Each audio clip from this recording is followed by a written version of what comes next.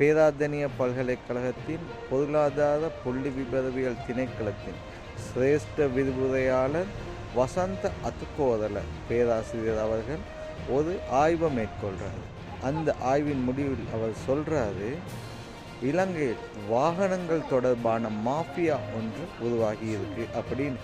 எப்படின்னா, சில பிரசித்தி பெற்ற வாகன இறக்குமதியாளர்கள் புதிய வாகனங்களின் இறக்குமதி விலைகள் தொடர்பாக கடந்த நாட்களில் சமூக வலைத்தளங்களில் விளம்பரங்களை காட்சிப்படுத்துகிறார்கள். இதனால் மக்கள் மத்தியில் ஒரு எண்ணம் ஏற்படும், அடுத்த வருடம் இலங்கைக்கு வாகன இறக்குமதி வரப்போகுது அப்படின்னு.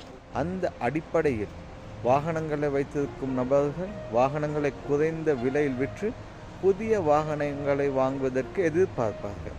அப்போது என்ன செய்வாங்கன்னா, இந்த இறக்குமதியாளர்கள் இந்த விளம்பரங்களை காட்சிப்படுத்தியவர்கள் வாகனங்களை வாங்கி சேகரித்து கொள்வார்கள். அதன் பிறகு அடுத்த வருடத்தில் வாகன இறக்குமதிக்கு அரசாங்கம் அனுமதி அளித்தாலும் சுங்க வரியை அதிகரிக்கும் என தான் எதிர்பார்க்கப்படுகிறது. அவ்வாறு சுங்க வரி அதிகரிக்கும் போது இறக்குமதி செய்யப்படும் வாகனங்களின் விலைகளும் அதிகரிக்கும். அப்போது என்ன செய்வாங்கன்னா, ஏற்கனவே குறைந்த விலையில் வாகனங்களை வாங்கி சேகரித்து வைத்திருப்போர் அவற்றை பெரும் லாபத்திற்கு விற்பனை செய்வார்கள். அதனூடாக அவர்கள் அதிக வருமானம் ஈட்டுவதற்கு வாய்ப்புள்ளதாக பேராசிரியர் வசந்த அத்துக்கோதல தம்முடைய ஆய்வின் முடிவில் சொல்லியிருக்கார்.